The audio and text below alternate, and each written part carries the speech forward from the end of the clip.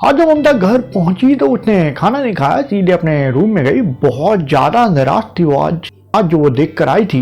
उसके बाद से वो एक अजीब सी दुविधा में फंसी हुई थी। जो उसने देखा था उससे उसको लग रहा था कि जो काम वो कर रही है क्या वो सही है, लेकिन वहीं दूसरी तरफ कहीं ना कहीं घर की जिम्मेदारियां उसके ऊपर थीं। हुआ क्या था ममता को और क्यों इस दुविधा में थी, इसको समझने के लिए कहानी को पूरी जरूर सुनेगा। ममता ने कुछ महीने पहले ही अपने अकाउंट के कोर्स को पूरा किया था। उसके फादर एक मामूली क्लर्क थे। उनके पास इतना पैसा नहीं था कि ममता को अच्छी तरह से पढ़ाएं। बिहार के जिस एरिया से ममता बिलोंग करती थी वहाँ बच्चियों को ज़्यादा नहीं पढ़ाया जाता था, लेकिन फादर ने ममता की जिद को पूरा किया और उसके अकाउंट के एक महंगे कोर्स को उन्होंने विजय बाबू से लोन लेके किसी तरह से पूरा कराया। अब कोर्स तो पूरा हो गया। ममता ने नंबर्स भी बहुत अच्छे लेकर आई थी और अखबारों में कई जगह उसकी फोटो भी छपी थी। तो विजय बाबू ने फिर एक नौकरी ऑफर करी। विजय बाबू एक फूड कॉन्ट्रैक्टर थे। गवर्नमेंट के कई जो कैफे हुआ करते थे बच्चों को खाना खिलाने के लिए, वहाँ पे खाना प्रोवाइड कराने का काम उनका था। ममता को नौकरी मिलने से पूरा परिवार बहुत खुश था, क्योंकि अभी सिर्फ फादर कमा रहे थे, 2 छोटे भाई बहन और थे जिनकी पढ़ाई का खर्चा था। तो ममता को नौकरी मिली तो अब पूरा परिवार कुछ और सुकून से जी सकता था।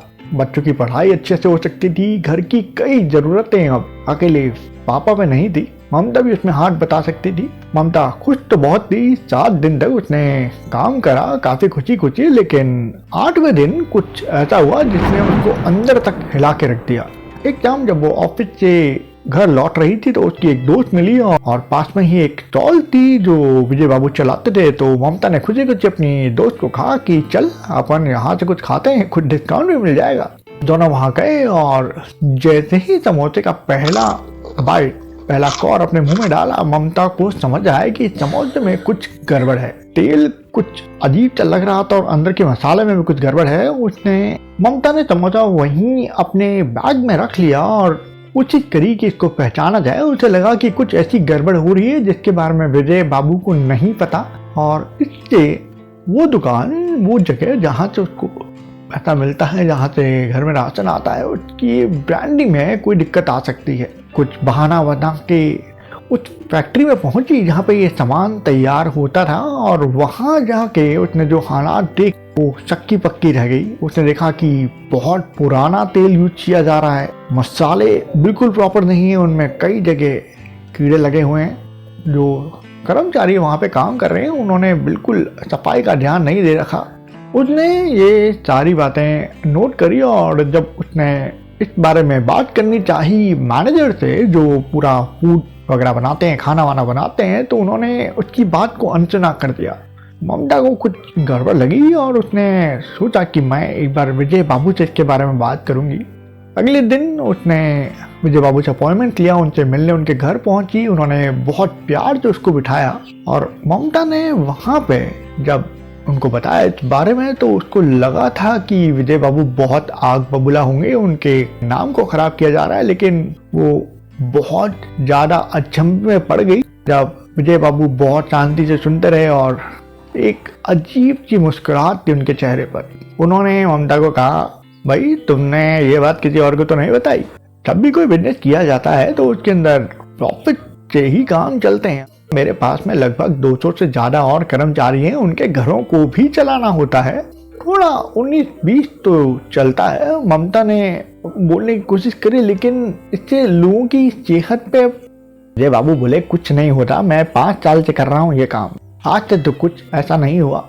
ममता बोली, लेकिन कभी अगर हमारे परिवार वालों ने, विजय बाबू बोले, इस बारे में मुझे फिक्र करने की जरूरत नहीं है। मेरा बच्चा शहर के सबसे अच्छे स्कूल में जाता है, उसका खाना पीना बनाने के लिए एक अलग से कुक मैंने लगा रखा है, बहुत अच्छा क्रिकेट खेलता है और मुझे लगता है कि बहुत जल्द ही वो बिहार को रिप्रेजेंट करेगा। उसकी टेंशन लेने की जरूरत नहीं है, क्योंकि हमारे परिवार तो उस खाने को खाता ही नहीं। हम अपने बनाए हुए इन स्टॉल्स पे जाते ही नहीं खाना खाने, हम तो बढ़िया रेस्टोरेंट में खाते हैं। अब तुम्हें पता लग गया है तो तुम भी मत जाना। बहुत अजीब सा जवाब था। ममता अंदर से हिल चुकी थी और यही वो दिन था जब वो ऑफिस से घर आई और बहुत निराश थी। वो एक अजीब सी दुविधा में थी कि क्या इस काम को वो छोड़ दे क्योंकि इसमें बहुत लोगों को नुकसान हो रहा है, पर वहीं जिम्मेदारियां थी उसके ऊपर, उसके भाई बहन पढ़ रहे थे। बहुत ज़्यादा परेशान रही उसने। उस दिन खाना नहीं खाया, पूरी रात नहीं सोई और सुबह मन बनाया कि इस नौकरी को छोड़ के कुछ और ढूंढेगी, क्योंकि कहीं ना कहीं मन इस बात के लिए नहीं मान रहा था कि जानते हुए, सब कुछ जानते हुए भी वो ऐसे काम को करे जिससे लोगों की सेहत खतरे में पड़ सकती है।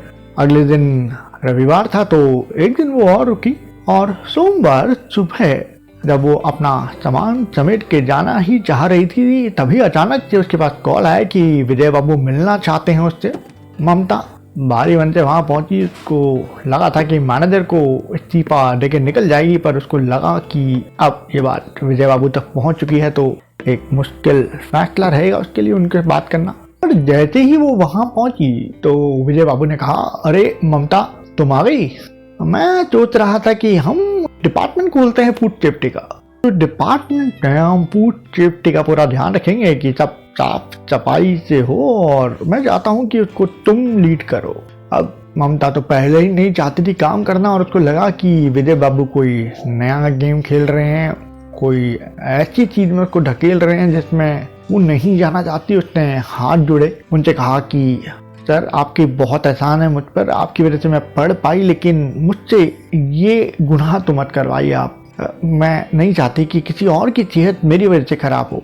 विजय बाबू बोले, नहीं बात वो नहीं है, पहले तुम मेरी पूरी बात सुनो, फिर तुम्हें लगता है कि अगर तुम इस काम को नहीं करना चाहती तो मैं तुम्हें मना नहीं करूंगा, बल्कि मदद करूंगा कहीं और अच्छी जगह तुम्हें नौकरी दिलवाने में। विजय बाबू ने बताया कि जब ममता उनसे मिलके निकली तो उनके पास एक कॉल आया कि उनका बेटा विनीत बहुत ज़्यादा बीमार हो गया, उसको फूड पॉइजनिंग हो गई है, बहुत उल्टियाँ कर रहा है। बहुत मुश्किल से ड्रिप लगा के उसको कहीं ना कहीं बचाया गया उस दिन। और जब विजय बाबू वहाँ पहुंचे तो पता लगा कि विनीत जिस क्रिकेट अकेडमी में खेलने जाता है वहाँ स्कॉलरशिप कोटा पे एक बल्लू नाम का लड़का भी है जो काफ़ी अच्छा बैट्समैन है और ये दोनों ओपनिंग बैट्समैन है अपने क्लब के। तो बल्लू क्योंकि इतना सक्षम नहीं है, उसका परिवार इतना सक्षम नहीं था, तो वो उसी गवर्नमेंट स्टॉल से जहाँ पे विजय बाबू अपना खाना सेल आउट किया करते थे वहाँ से समोसे लेकर आया था। और विनीत का मन ललचाया, उसने वो समोसे खाए और जैसे ही खाया आधे घंटे बाद अचानक पेट में बहुत दर्द हुआ और फिर काफ़ी उल्टियाँ हुई, वो बेहोश हो गया। और विजय बाबू बहुत ज़्यादा परेशान थे 2 घंटे तक। और शाम को जब उनकी बच्चे की किसी तरह से जान बची, डॉक्टर ने कहा कि अब खतरे से बाहर है, तब हॉस्पिटल में अकेले बैठे हुए उनको ममता की बात याद आई कि अगर हमारे परिवार को ऐसा कोई खाना मिलता है तो हम क्या करेंगे। ये बात थी जिसने विजय बाबू को अंदर तक हिला के रख दिया। उन्होंने डिसाइड किया अब वो अपने खाने को भले ही प्रॉफिट थोड़ा सा कम हो लेकिन प्रॉपर बनाएंगे। और क्योंकि ममता यंग थी, इतनी करप्ट नहीं थी, 5 साल जो उनके साथ काम नहीं कर रही थी तो इतनी रमी धुली नहीं थी उनके इन सारे परपंचों में। तो उन्होंने कहा वो सबसे सही लड़की होगी जिसने हिम्मत करके अपनी नौकरी की परवाह ना करते हुए भी मुझसे बात करी, और वो ही एक सही कैंडिडेट होगी इस चीज़ को आगे बढ़ाने के लिए। तो ममता ने जब ये बात सुनी तो उसने उनका धन्यवाद दिया और उसने स्वीकार किया उस पद को। उसने कहा कि मैं ज़रूर करूँगी। और विजय बाबू ने कहा कि मेरी तरफ से तुम्हें खुली छूट है, कहीं पे भी तुम्हें लगता है कि कुछ गलत हो रहा है तो मुझे सीधे बताओ, और मैं तुम्हारी जो सैलरी है उसको भी 1.5 गुना कर रहा हूँ। तुम्हारे भाइयों की पढ़ाई में या घर पे कुछ भी कमी लगे वो मुझे ज़रूर बताना, बस मुझे इस पाप को आगे फैलाने से रोकने में मेरी मदद करो। तो दोस्तों बात यह है कि हम कई बार अनजाने में कुछ मजबूरियों में कोई ऐसे काम करना शुरू कर देते हैं जिससे बहुत ज़्यादा नुकसान हो रहा था आसपास, पर हमें लगता है कि हाँ ये करना पड़ेगा, मार्केट में हो रहा है, लेकिन हम भूल जाते हैं कि घूम फिर के जो काम हमने करे हैं वो लौट कर उन्हीं खुशियों में शहद लगा देंगे, उसी परिवार को नुकसान पहुंचा सकते हैं जिसको हम बढ़ाना चाह रहे हैं। तो कहानी अगर बढ़िया लगी हो तो चैनल को सब्सक्राइब कीजिएगा या बेल बटन को दबा दीजिएगा ताकि आगे आए कोई भी कहानी तो आप तक पहुंचे ज़रूर। यहाँ तक सुनने के लिए बहुत बहुत धन्यवाद। मिलते हैं एक नई कहानी के साथ।